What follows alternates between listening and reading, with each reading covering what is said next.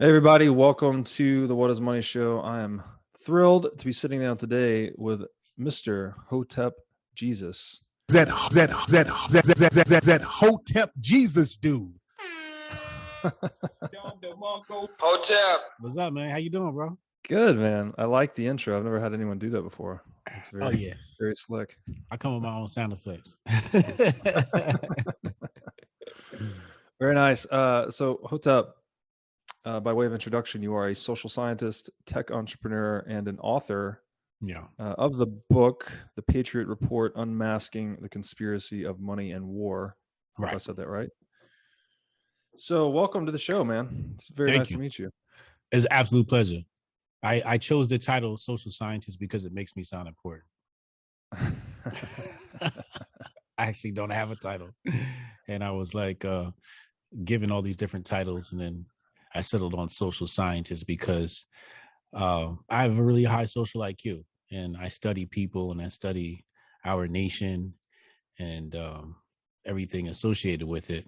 And I like studying people, I study psychology, etc. So I settled on social scientist to make myself seem more important than I probably am. Well, it's working. I'm very impressed. Thank you. So one of the things I've stumbled on your work, as I was mentioning offline on Twitter, I was checking out a couple of your videos recently. One of the things that came up in your social scientisting was this idea that the facts just don't matter anymore. And you started to talk about the ideas of Rothbard as well, which is someone I've become very partial to. I've spent past couple of years reading a few of his books. I did a long form series with a guy named Max Hillebrand on Rothbard's book, The Ethics of Liberty. Okay. And I don't know how much you've looked into his work, but he really makes a strong case against statism at almost every level, moral case, pragmatic case, economic case. Let's just talk about that a little. What's going on? Why do facts not matter anymore? What's changed? Saul Alinsky would tell you that. If you ever studied Saul Alinsky Rules for Radicals, it'll show you why the facts don't matter and how they manipulate people based upon their emotions. What really matters is the strategy with said facts. Facts would matter on this side of the political aisle, but on the other side of the political aisle, it's all about emotions. So when you have facts going up against emotions, well, frankly, the emotions are going to win. In fact, you can see it in the numbers. If somebody were to have a podcast and they were to talk about, Joe Rogan is canceled for being racist, and then they have another one on, Biden and him wanting to issue an executive order to study the regulation of cryptocurrency, well, you know which one's going to get more clicks. You saw it during the Trump era. Everybody in the podcasting space, streaming space, saw at least a 50% to 100% decrease in viewership after Trump left office. Trump had emotions running on high in this nation. At least the media made sure it was that way. The mass stream media.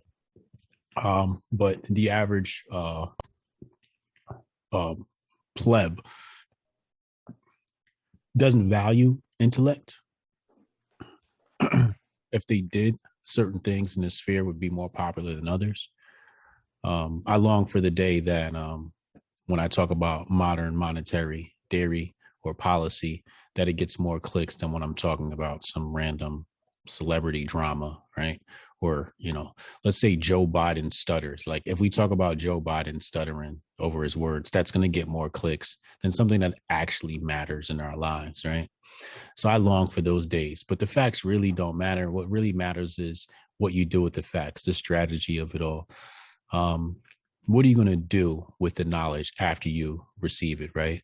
So some of us, what we do is we get trapped into this ego trip on knowledge. I was a victim of it when I was younger as well. You run into this knowledge, you want to tell everybody about it and scream from the rooftops, hey guys, guess what? This, that, and the third. And then you get older and you wisen up and you start realizing like, well, if I know all this and most people don't want to listen to this, maybe I should just use this knowledge for myself. And then that became a focal point for me. So I said, instead of trying to teach others, let me just take my knowledge and apply it and show people how successful you can be with the knowledge. So in my book, The Unbreakable Rules of Masculinity, I made the statement. I said, demonstrate, do not explicate. So it's not a matter of, what the facts are. It's a matter of what can you do with the facts. Then you show people that and they go, oh, wow, that's really cool.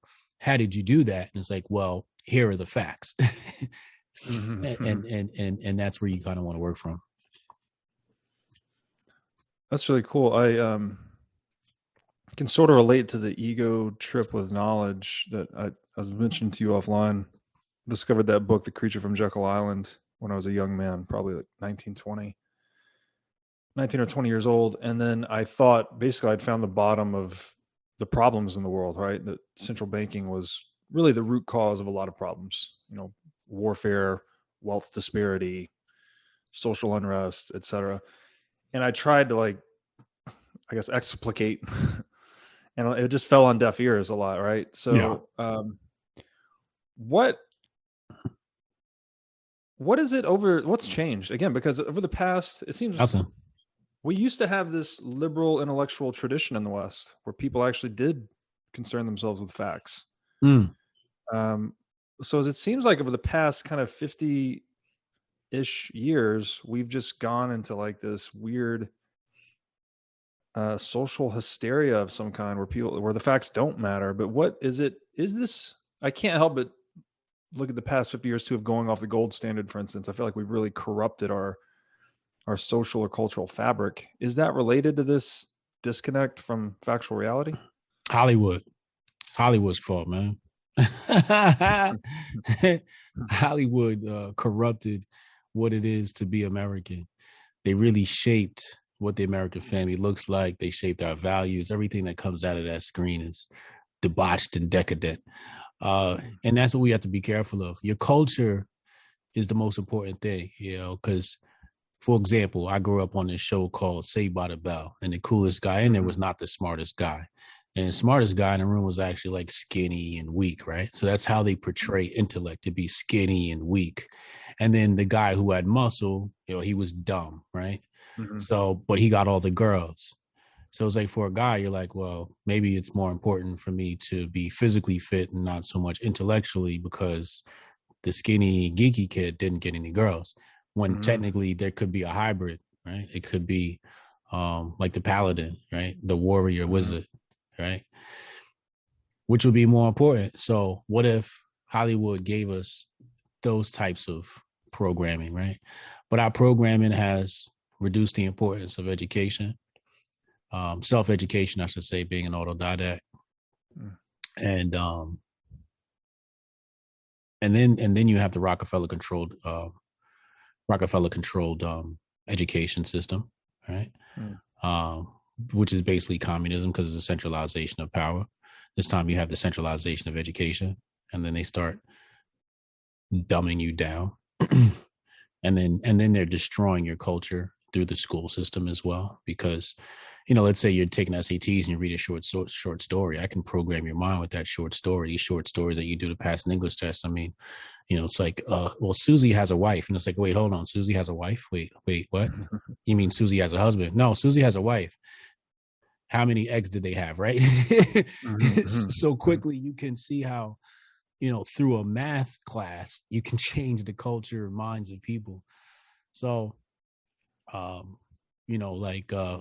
something that was really sneaky is Susie has 8 apples. John took 2. Well, did John have permission to take 2? Did he ask her to take 2? Right? Like little stuff like this is what could intercept the mind of a child and bring it to a place that it should not be, and debauch the culture. So that's it. Also, political correctness, which is like democratic thought, or I think what they call it now is mass formation psychosis, which I would call democratic thought. Not only because it's wholly led by the liberals and the Democrats, but because it is a form of democracy where there's a mob, the mob rules, whatever the majority says, that's what it's going to be. And that's the thing that had us locked down for the past 2 years. And then what happens is once that goes into your higher education institutions, such as universities and colleges, you have people such as Thomas Sowell, who studies economics out in Chicago, and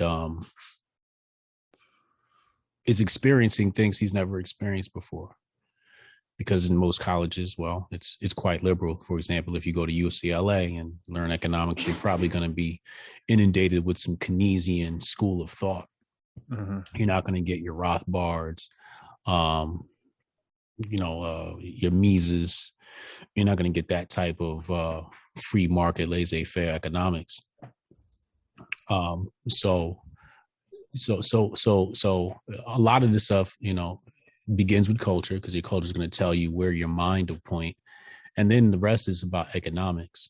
We talk about the plight of the Black community. A lot of it comes down to economics, and not so much social change.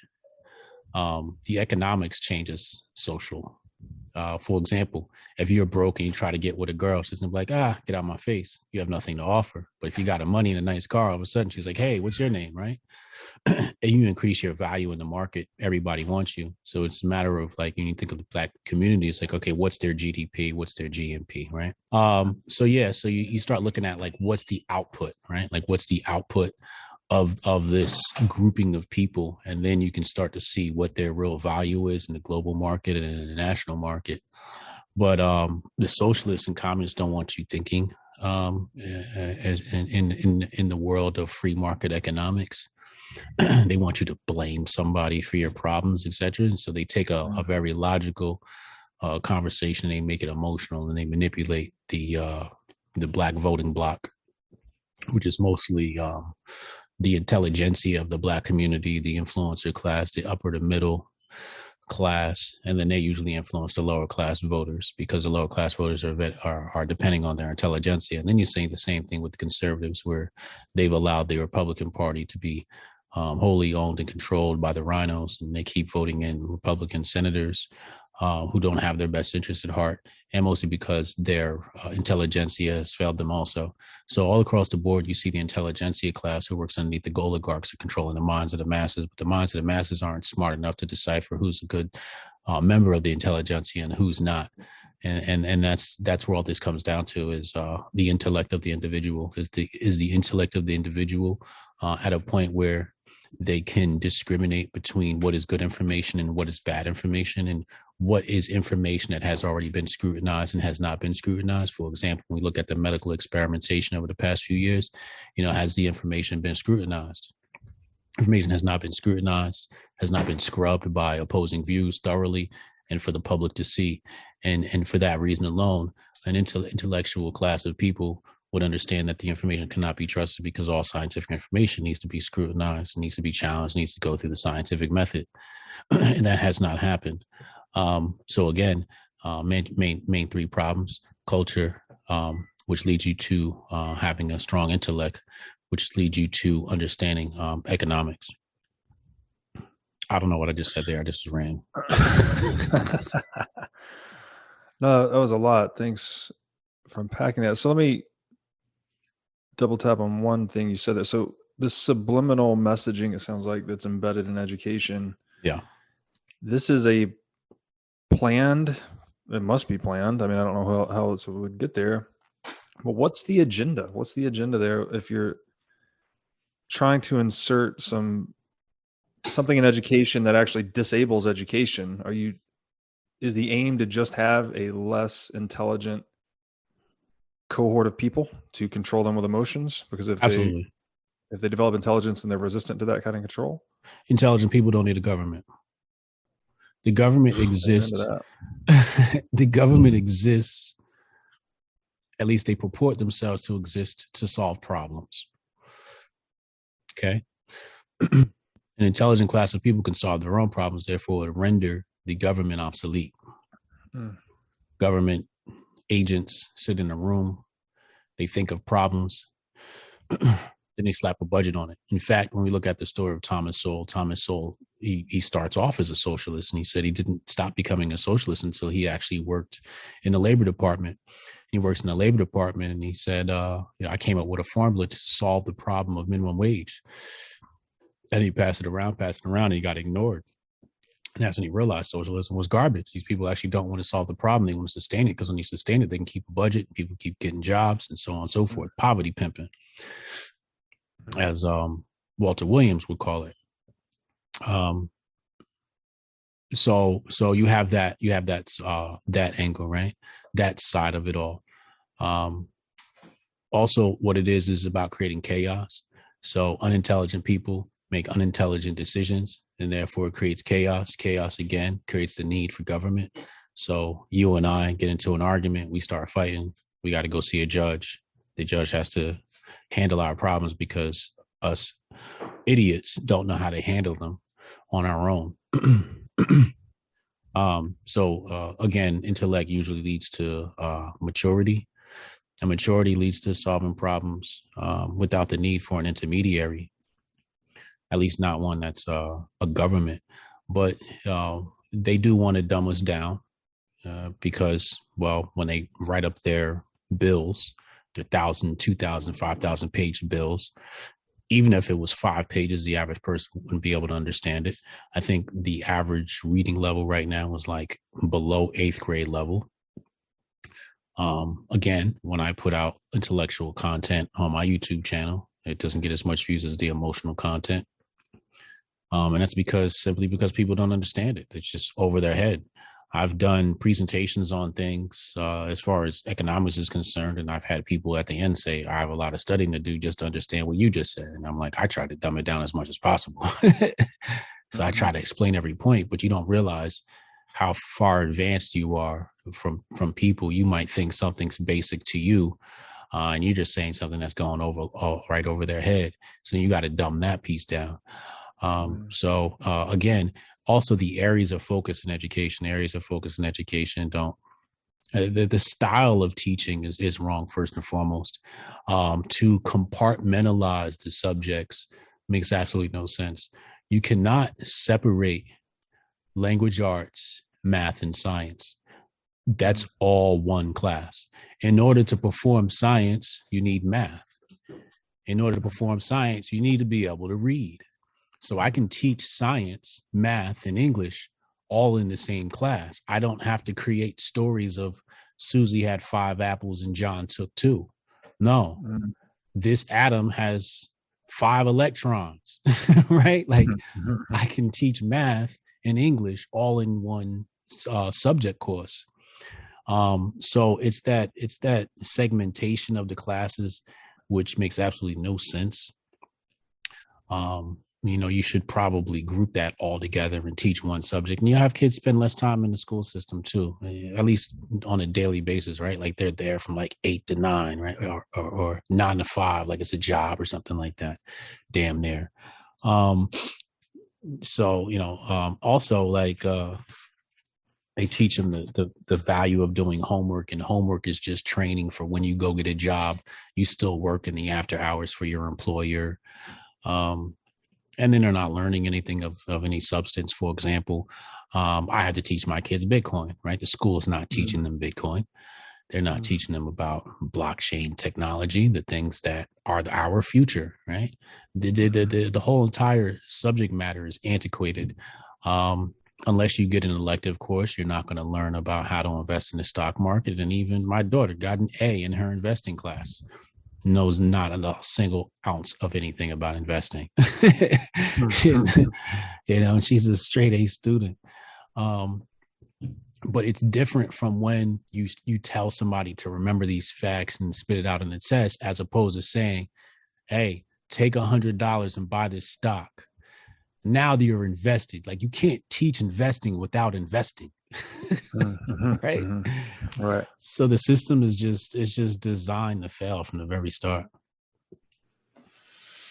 Well, yeah, it's dispiriting to hear it put that way, but it sounds quite true. One of the quotes I heard from Thomas Sowell recently that really blew my mind was, the first rule of economics is scarcity, and then the first rule of politics is to ignore the first rule of economics. Right. That's so true. And I think this is the root problem with government, is this unavoidable truth that it's much easier to spend other people's money than it is your own.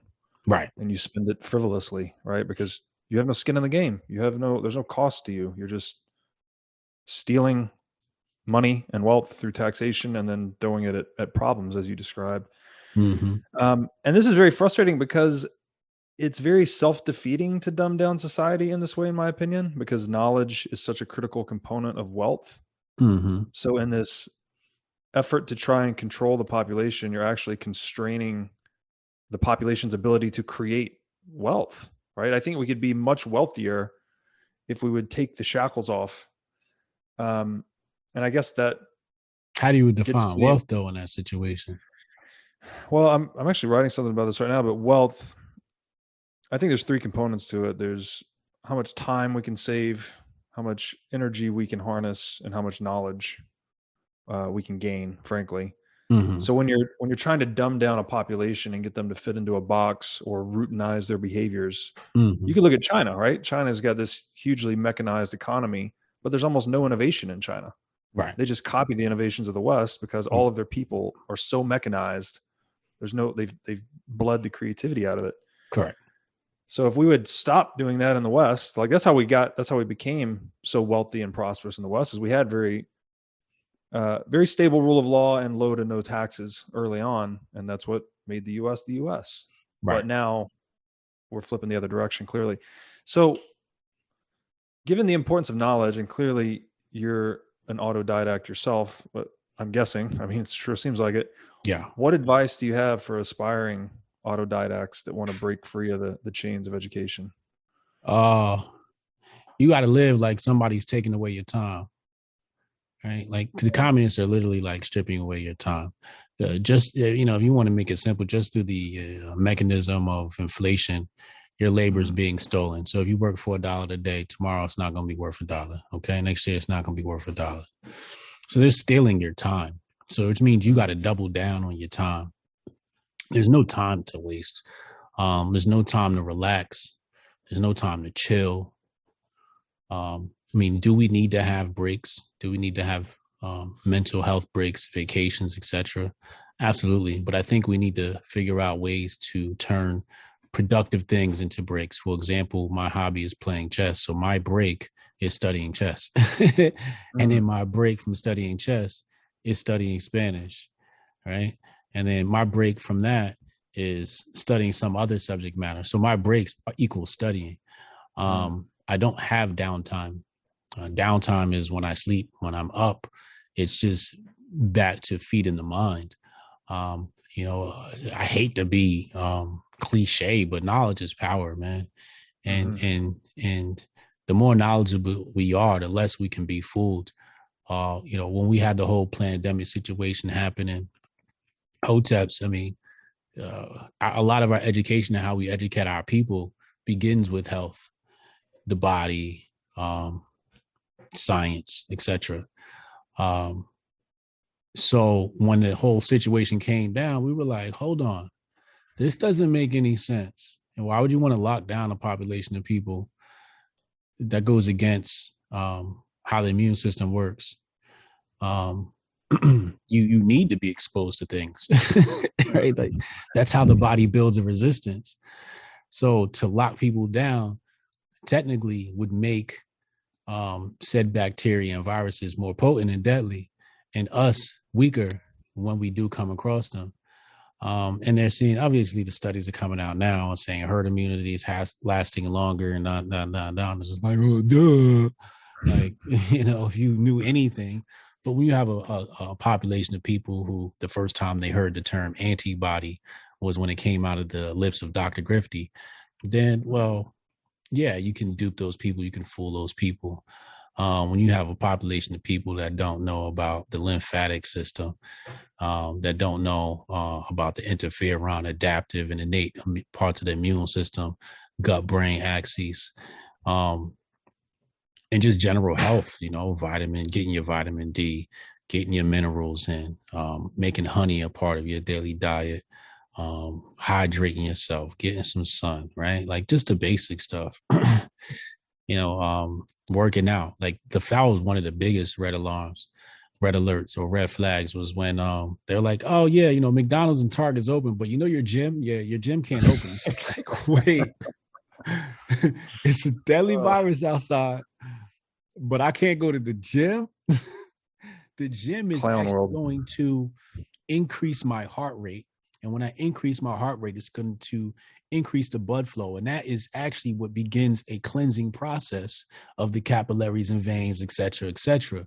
You don't want, stagnant water grows mold. So if you ever have like a stagnant pool of water, let it sit. After a while, it's going to grow mold. It's going to grow, things are going to grow there.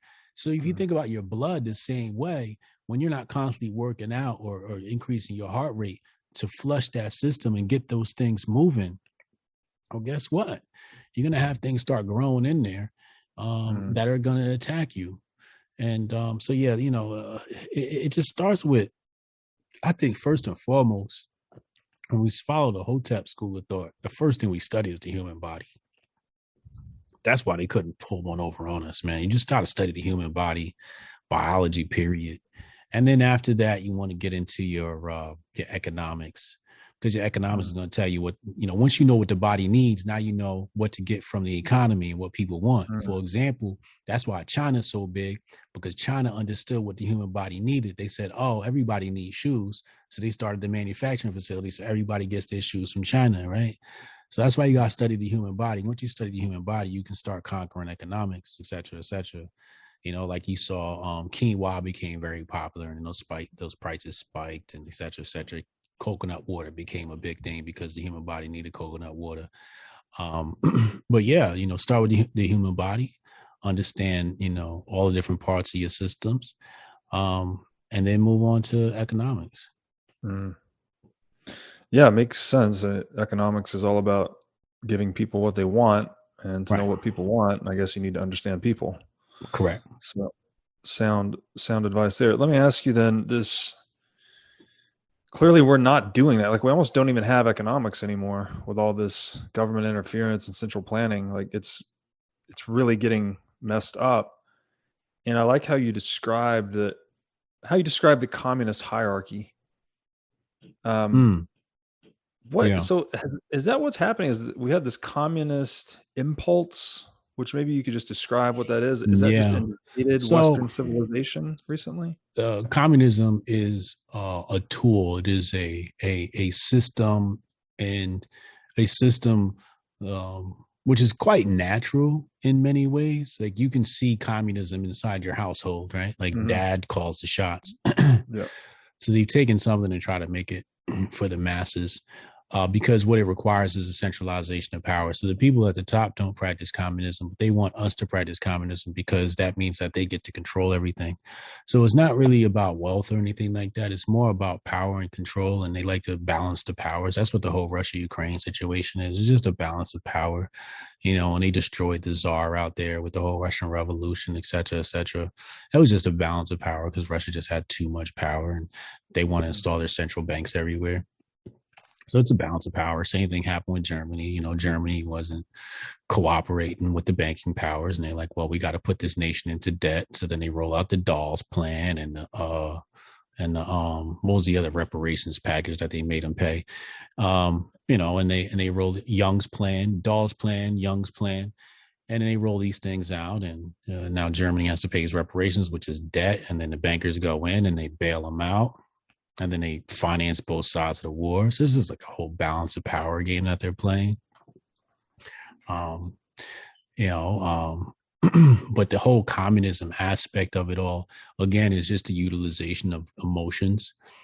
Communism is a very emotional argument. Oh, poor people need to eat. Poor people shouldn't be starving. Correct. You're absolutely right. In fact, when I study Marx's work, I'm like, you're not saying anything technically wrong. It's just the application of your solutions that is just completely absurd. Yes, I agree. The middle class are a bunch of a-holes. You're absolutely right. They don't care about anybody but themselves. And that's what I tell middle class people all the time, right? Like, especially like middle class conservatives. I say, do you understand that the communists literally thrive off the fact that you ignore the lower class? Like, they weaponize the lower class against you because you ignore them. And that's what Karl Marx talks about, how the middle class ignores the lower class. And therefore we need to tax the middle class to pay for the lower class. So it's like, if you took that upon yourself to look out for the lower class and make sure they were cool, They wouldn't be able to weaponize them against you. But the people you've ignored have become your enemies. That's why you see the Black community. You see organizations like Black Lives Matter or the Black Panthers. You always see them associated with communism because the communists actually show up and provide them a solution. So if you shown up and said, yo, Black people, you having a problem with the government, let us help you.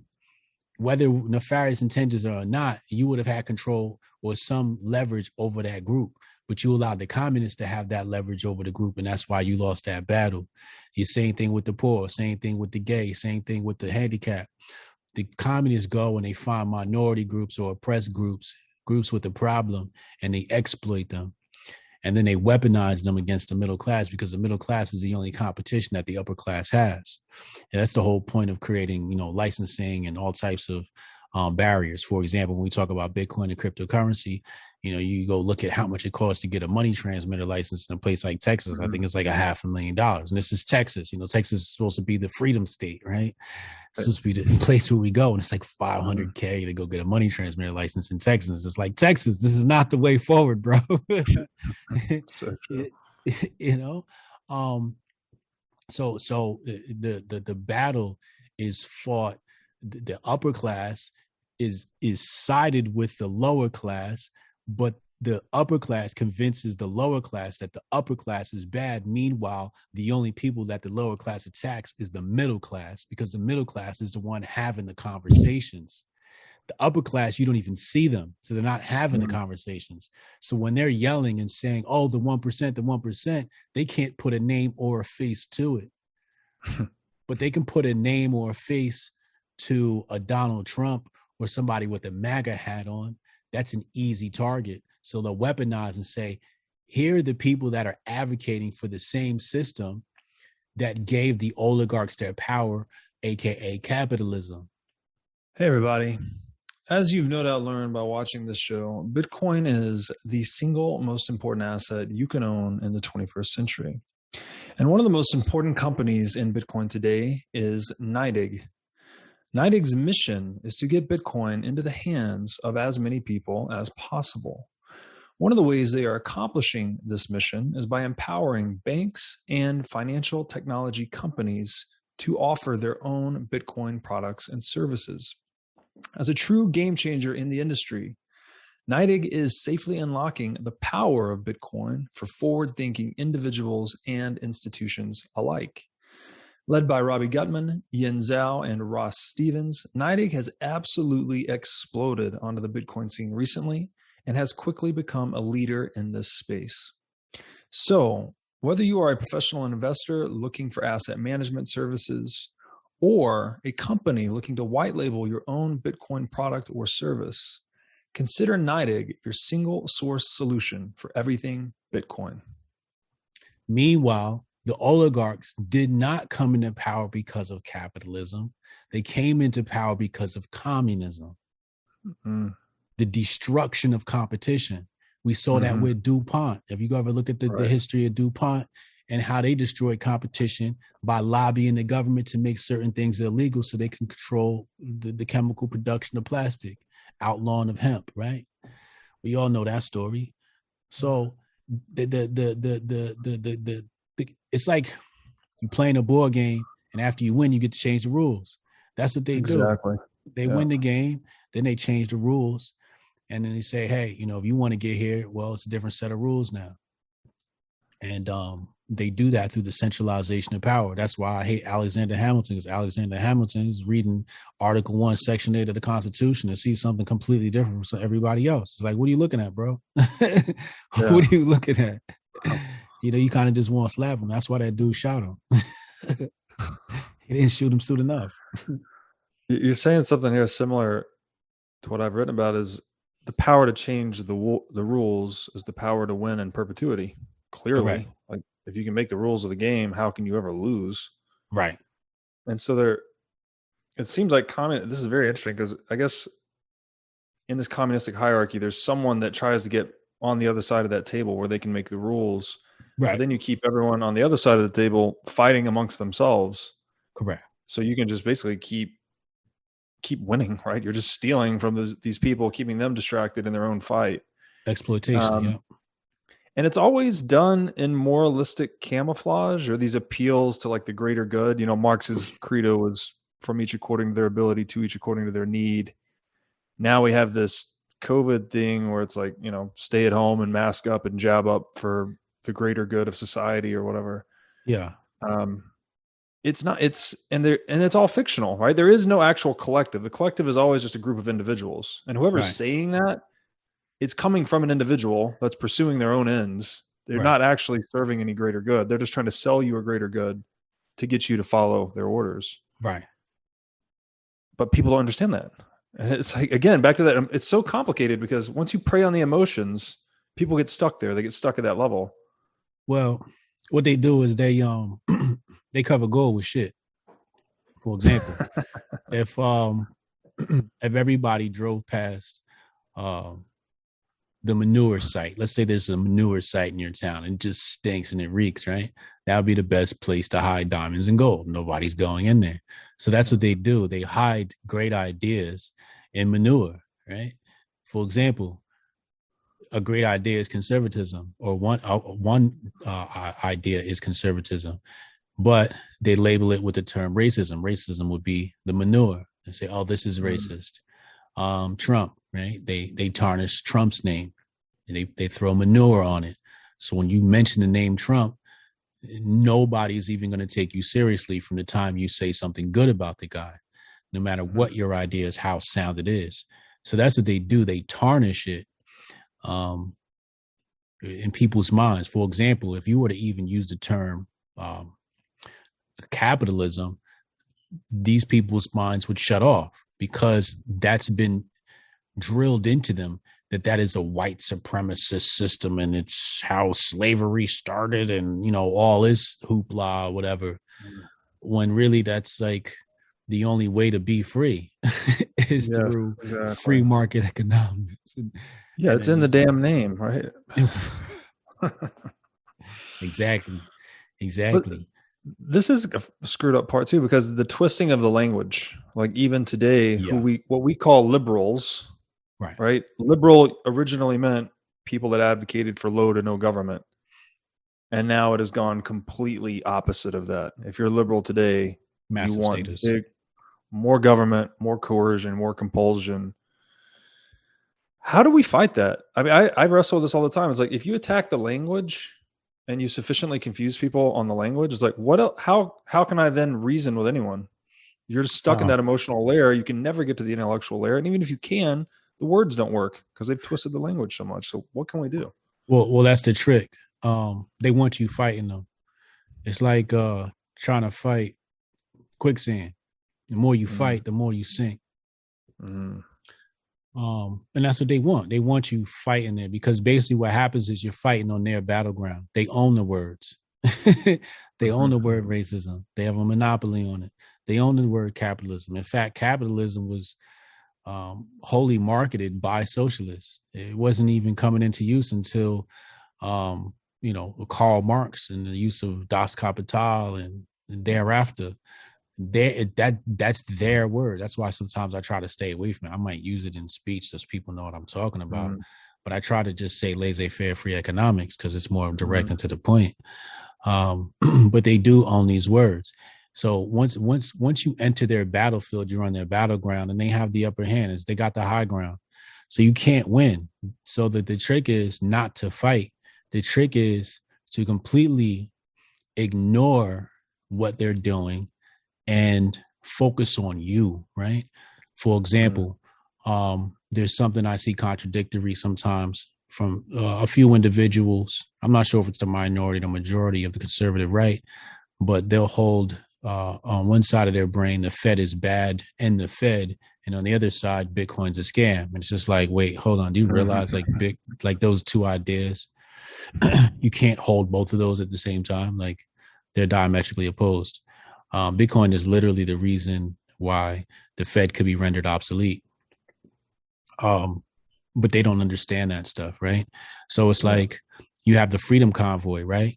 And then they want to send money to the Freedom Convoy and they're sending Bitcoin. They're like, but how are they going to turn the Bitcoin into cash. And it's like, again, why are you playing the game? Why do you want to turn this stuff into dollars? Stop it. You just said end the Fed. And the first thing you want to do is take your Bitcoin and turn it into a Federal Reserve note. Stop it. Like, stop playing their game, right?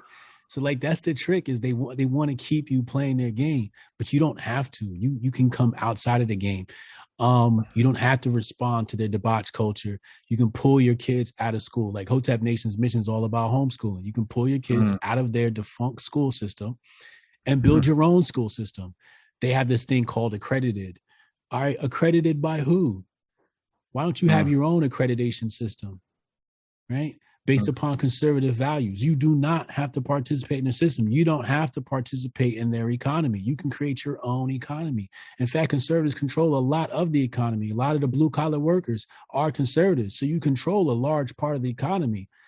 Use that as leverage. Check your culture. You don't have to go and watch the botched nonsense that goes on in Hollywood. Produce your own movies, but you've ignored entertainment and said entertainment is stupid, but entertainment is a necessity. People do need that distraction to take their minds off of things, and sometimes to take the mind to the next level, places that the mind never thought it could go. That's what makes some of the movies so alluring, right? Because it just puts new thoughts in your mind. But you need to produce everything all new again.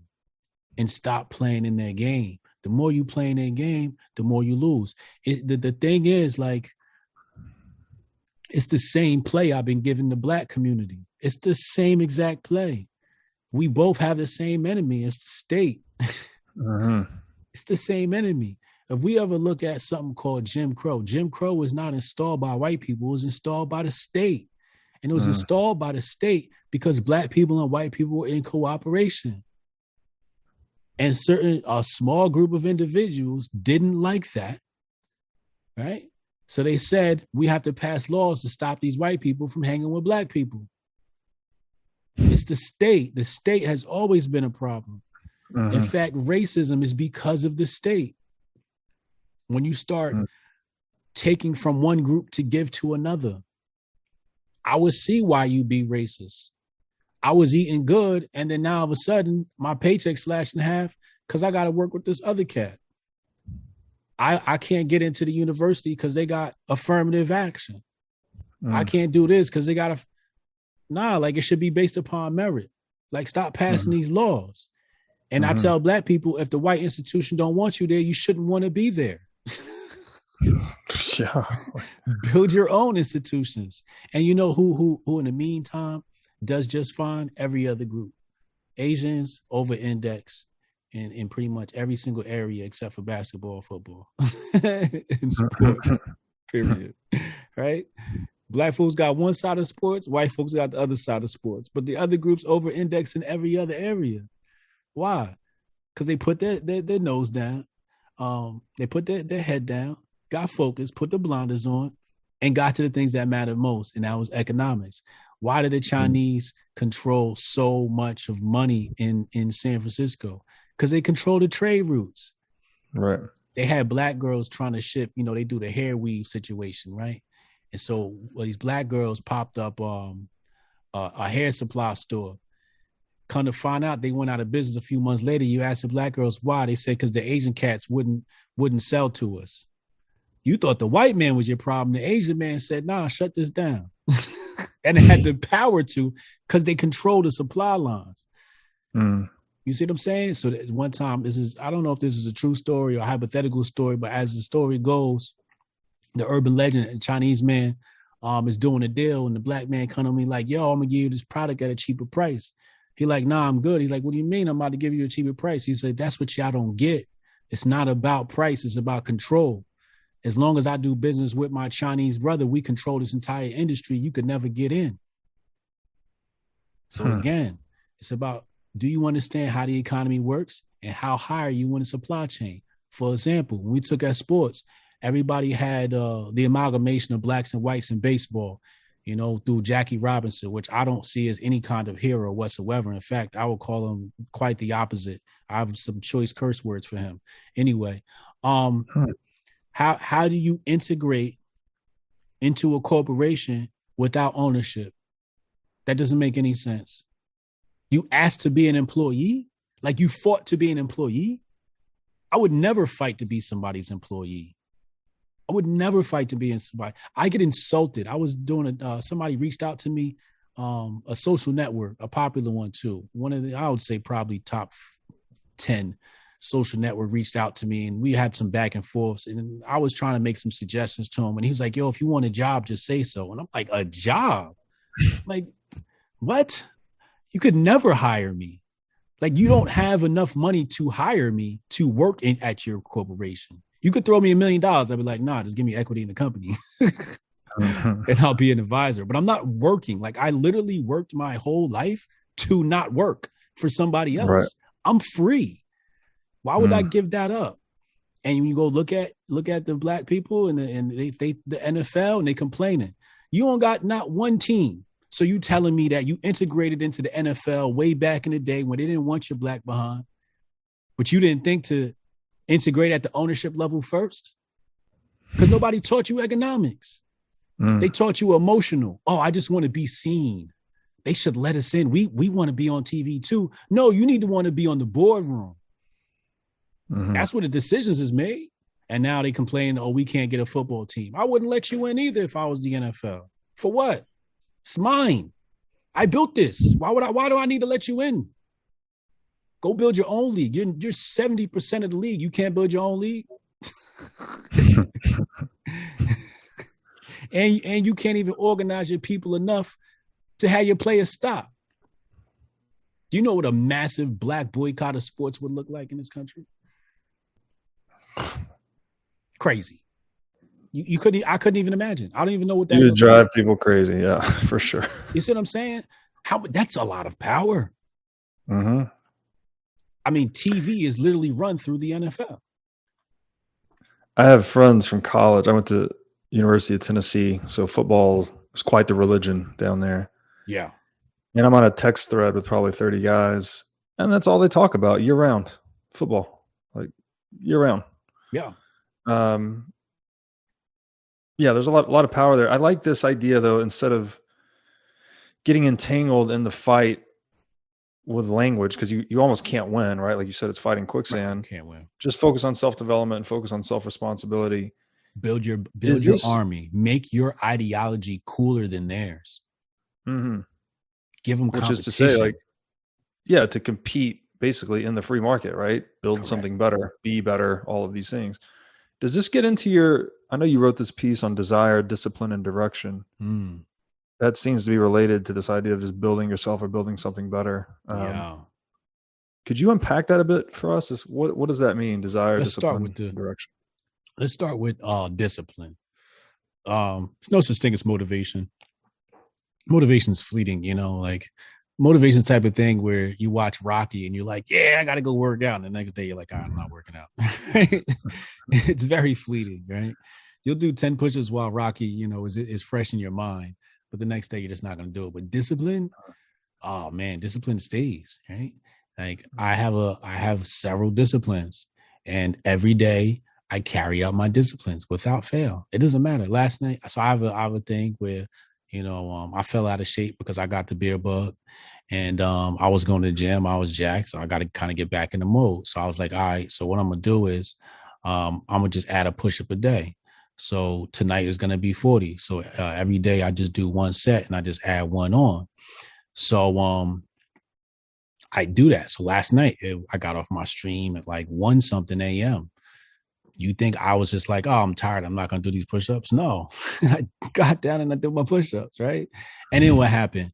Renee started doing them, right? So somebody sees Renee doing them, and then it's like a trickle-down effect, right? Like discipline isn't taught, it's shown, right? Like people see discipline, because every time I do my push-up regimen, I publish it on my Instagram. So when people see you practicing discipline, they adopt it. They see, oh, okay, I see what this is like. This is just like a grind. Like this is just something you just do. You don't think about it. You just do. So, discipline is where you have to start as a human being. And discipline is succinctly defined as doing what you have to do, even when you don't want to do it. Right? Like there's certain things that just have to get done. Just do it. Like, what are you crying about? Like, stop being a little hoe and do it. Just do it. Right? So that's discipline. Then you have desire, right? And desire works hand in hand with discipline. You have to know what you want. You have to know why you want it. And it's better if it's selfless, right? Look at the family members in your life. You know, I have family members that I've gone through a lot, you know, and I just think about cousins who we were kids and, you know, hanging out, chilling at the family reunion. And now some of them have resorted to prostitution, and then having to see them as adults that just look like, you know, like they've been aged, you know what I mean? Like they're 30, but they look 60, missing teeth, don't look healthy. And you're like, this girl was beautiful when we were younger. Like, what happened? Right. And having to see that, and then feeling guilty because maybe had you had discipline at an earlier age, you've been able to rescue that person. You know what I'm saying? Losing your cousin in Florida to gang violence, losing another cousin to gang violence, or just to the streets, right? Like, this is my life. So like my whole mom's side of the family is just like, I'll see a cousin, he doing good, and next year, like, I don't see him, oh, he's in jail. Then he come out, he don't look good. Then it's a cycle, just keeps repeating. So it's like, well, what if I was a billionaire and I was able to put all my people on their feet? So that's my thing. Like, my desire isn't about me. It's about who can I help? And that's my superpower. And I think that's everybody's superpower. When you can be selfless in your desire, it'll always drive you towards discipline. So that's desire, and desire can be used to manifest things, et cetera, et cetera. And then there's direction, and direction is really, I would say, is probably the hardest part, because you have all the discipline and desire you want and be in the wrong industry. You could be in a dying industry and not even know it. You could be in an industry, you know, that will be obsolete in a couple of years, doesn't have much upward mobility. So that's where you have to talk to experts, right? And that's where you have to study a lot. And that's sort of how you get your direction and say, okay, well, here's where the world is going. You know, it's just like, instead of learning, you know, this computer language, maybe I should learn blockchain because that's the future, right? Maybe I should need to learn cryptocurrency because that's where the world is going, right? So looking at the world and knowing where it's going, that gives you a sense of direction, right? And then that's where you put your flag down and you start building that. And then keeping your head on the swivel for market changes, because just because that's the thing now doesn't mean it's going to be a thing forever. You know what I mean? Right. Like, everybody's hopping in NFTs right now, and it's just like, yeah, that shit going to die. What are you going to do after that? Right. So you gotta, that's why I don't get, you know, I know a lot of people made a lot of money in NFTs, but I tend to not allow myself to just run to things that are quick money grabs, because I get distracted from the thing I'm building now. And the thing I'm building now is going to be good 100 years from now, right? So I can't stop building this to go participate in some fad. Nah, let me keep building what I've been building. And when it's all said and done, the little money you made from that NFT flip is not even going to be, I'll laugh at that in 50 years. Right. You know, that'll be like my toilet paper. Yeah, it's that old saying, right? Easy come, easy go. And right. I think there's a lot of value in playing the long game in almost any situation you're in. And I like this idea, particularly on discipline, where you're talking about, it's basically just proof of work, right? Where it's like, yeah, you're doing the work no matter what. And you've just made that commitment, and it doesn't matter what present you feels like, whether you're tired, unmotivated, whatever, you just do the work. Yeah. And there's a paradox here, because it sounds like a lot of submission, right? You're kind of submitting yourself to some program or something you're going to do no matter what. Right. But in that submission to self-discipline, you find tremendous freedom. I found, at least in my life, like the more you do that, the more free you become. And it's beautiful. It's cool to hear you talk about it like that. Yeah. I mean, when you don't have discipline, you work longer, like, or you'll always be working for somebody else. Like, for example, you didn't have the discipline to take the world into your own hands. Therefore, you needed to go to college and get a college degree. You needed to go get a job so somebody could feed you. But had you had the discipline to work on your own startup, after 8 years, you wouldn't need an employer. Yes. You know what I mean? Like, I used to go get jobs just to carry me over for my entrepreneurship, right? Like, let me get this job. I only need like 3 months to carry me over, and that'll be enough money for a year. And then I can get back to working on my empire. And I work on my empire. I'm like, all right, the cash flow ain't right. Let me go get another job, right? So I was never like working a job thinking like, oh, I can't wait till I get my next raise. I can't wait till I get my next promotion. No, it was like, no, I'm leaving here soon. Either you're going to fire me, which often happened because, well, I was just better than people there. And I used to get a lot of jealousy. And I actually would come in like trying to help. And you're not allowed to do that at corporations. You're not actually supposed to try to help the corporation make money for some strange reason, because people hate that because you give other people work to do. Anyway, and everybody just kind of wants to just get paid for being there. But so, yeah. So if you don't have discipline, somebody else will discipline you. Right. Yes. Right. If you don't have the discipline to get up at 6 a.m. and do the things you need to do for yourself, somebody else is going to say, yo, you better be at work at 6 a.m. Right. I'm reminded of that. Some quote that's like, if you're not the character in your own story, you become the character in somebody else's story. Right. And it's kind of the same thing. And then the other like aspect of discipline, which is back to economics, like just the discipline to live below your means. Always. Yes. Yeah. And that just snowballs over time. Right. And right.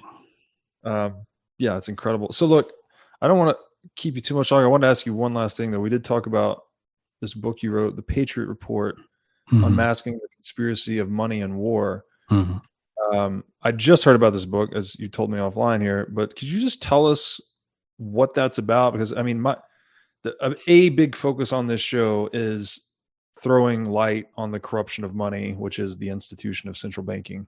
Yeah. Yeah. So, cash rules everything around me. Wu-Tang taught us that, right? But what I saw, I had an evolution, right? So it was super pro-Black nationalist to super spiritual to now I'm getting to see this world of white conservatism. And then I started seeing parallels in all of them. And I'm like, oh, these are the same people with the same problems, right? And then I said, okay, the problem here comes down to three things: trust, compliance, and participation. People trust the government too much. They comply with the government too much, and they participate in the government too much. So I said, I bet if people knew the truth about their government, they wouldn't participate so much, right? Because I think trust is kind of there, like, it's kind of broken. Most people don't trust the government. But their actions say otherwise. Their compliance, right, says otherwise. Their participation says otherwise. Because if you didn't trust something, you wouldn't participate in it, right? Like if you knew that somebody was a scammer, like you wouldn't interact with them. You'd be like, yo, you're a scammer, leave me alone. Right? Yeah. Unless it's just out of fear, which I get the sense that a lot of people's behavior towards government is fear-based. Absolutely. Absolutely. So I'm looking at all this and I said, well, maybe if they knew the truth about their government and how there really technically is no government, and that those wars that they thought they fought for independence weren't actually about independence at all. It was about money. They might start looking at things different. So I said, let me dig up all the facts. So I dug up all the facts between the Bank of North America, then the first bank, then the second bank. We covered the Jeffersonian era. We covered the Lincoln era. We covered, Jefferson versus Hamilton, of course. Jackson's fight with the central bank and Nicholas Biddle. We cover panics, 1819 panic, etc. I even went back and covered the beginning of central banking, which starts in France with a dude by the name of John Law. So that's how the book starts. Actually, the book starts before that. The book starts off with, would you rather be a trader or a king, a merchant or a king? And I was just showing how some of the most famous crowns of Europe were actually financed by merchants and, war supplies, et cetera, because the kings really didn't have any wealth. And they were financially illiterate and illiterate. So they always had like money men around. So I was trying to show how like there's always a money man around. Okay. Like In a kingdom, when it was a monarchy, the money man was running the show. When you move to like a republic style government, there's a money man around calling the shots, okay, and financing everything and manipulating you into wars and pitting you against both sides and financing both sides. Like I talked about before, how Wall Street financed both sides of the war. You know, you had the isooctane technology that was operating over in Germany under Adolf Hitler, but the chemical corporations like IG Farben, et cetera, and GE, et cetera, ITT were holding back patents and technologies from America and giving them to the Germans, right? But at the same time, they're operating out of America. And then like America would come down on them and say, hey, you guys stop doing this deal. So they'll set up a shell corporation and then run a deal through a shell corporation. So they're just like playing us the whole entire time. So I figure if I show people, you know, how you keep getting played by money men, you might understand that you should probably buy Bitcoin. See what I did there? Yeah, no, that's honestly probably everything I'm trying to teach in a nutshell. In a way, it's like we have all these fictions about reality, like this company or that country or whatever, but it's always about the money, right? Or you could say property in general, to be more general, but money is the most important form of property. Right. And, you know, I think money, it's basically been the means and ends of all war, really, right? Like clearly it costs money to fund war. You only go to war if you think you can get more money conquering the guy than you're going to spend conquering the guy. Otherwise you wouldn't do it. Right. So it's a business driven decision. Correct. And then statism or government in general, it's just a business, right? They have a bottom line. They have revenues. Revenues are taxation and inflation. It's a business built on the profitability of coercion and violence. But it feels like if people could just see it that way, it's like every human organization is a business. Yeah. There's no government that has some higher moral aim or your best interest in mind. Like they are just individuals serving their own interest in a business. And you are the crop, actually. If you're the taxpayer, you're the crop for that business model. Yeah. Yeah. Yeah. My situation is screw 'em. You know, anybody who doesn't understand, I don't talk to. I don't try to reach the mind that doesn't understand. Usually they don't understand because they don't want to understand. I find that people that want to understand come into a realm where they end up understanding, or they come to me with legitimate questions, right? Like questions that they're asking honestly and not to be combative, right? There's a difference there. But people that come with combative questions, I just tend to ignore. I'm like, all right, no, you know what? You got it, you win.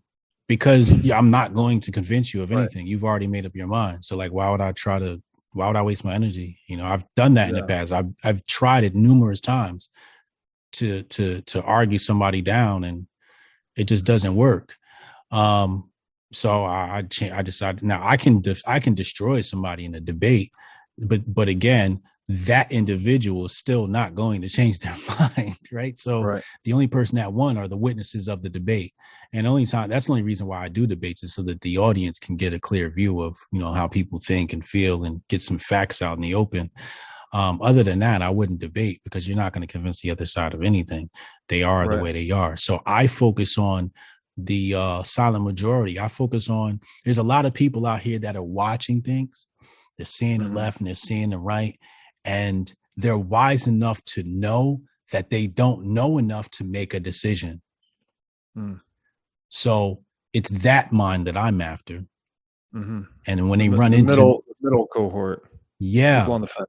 Like, because if they're in the middle, that means they're critically thinking. And that's all I need. Open-minded. That's all I need. I just need somebody who's gonna be open-minded. And I'll tell them like, yo, here's their case, here's my case. I don't want you to believe my case. You need to make this decision for yourself. But here's what I think.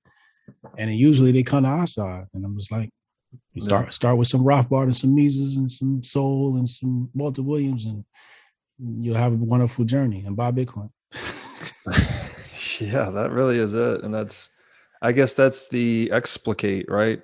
That we can finally just, instead of arguing about this theoretical case for laissez-faire economies and sound money, like forget all the argument and all the demonstrating. We could just explicate by buying Bitcoin. Demonstrate. Demonstrate, don't explicate. Yeah. It's like, why are you arguing? You could have been building. You know, I could have been working on my next piece of technology while I was arguing with some nutball. I wasn't, that's a waste of time. Like I tell all the Hoteps, I'm like, yo, number one rule in Hotep, we don't argue. And we only debate our equals. Got that from John Henry Clark. We don't argue. It's a waste of time. Like we build, Hotep and build. That's our motto, Hotep and build. We build. We don't have time to argue. The world is behind the 8 ball. There's no time to argue. It's all about action right now. Love that entrepreneurial mindset.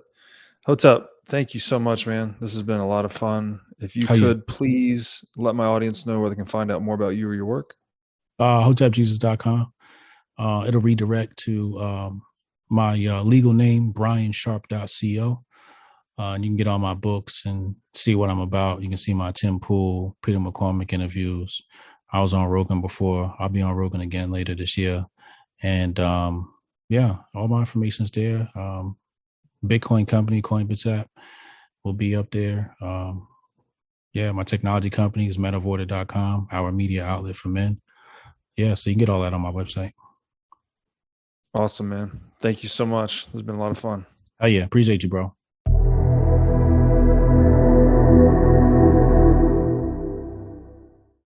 Hey, guys. I hope you found this episode valuable. At the What is Money Show, we are striving to deliver the most valuable knowledge possible in each and every episode. However, as Aristotle said, the purpose of knowledge is action, not knowledge. So I hope you're deriving some useful knowledge from the show, and I hope it's improving the actions you are taking in your life. Speaking of action, if you want to dive deeper into the big ideas explored in this show, please sign up for my newsletter titled The Freedom Analects at breedlove22.substack.com. Also, have you bought your tickets for Bitcoin 2022 in Miami yet?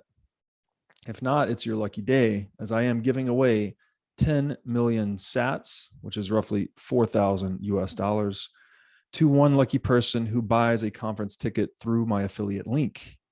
My affiliate link can be found on my Twitter profile at breedlove22, which also has a link. My Twitter profile has a link to my link tree, which you can also visit my link tree directly for links to all my work, including Bitcoin 2022 affiliate cells. My link tree is linktr.ee/breedlove22. Thank you so much. I appreciate you guys watching the show. I hope you're finding some valuable knowledge in the What is Money Show, and I'll see you back here again next time.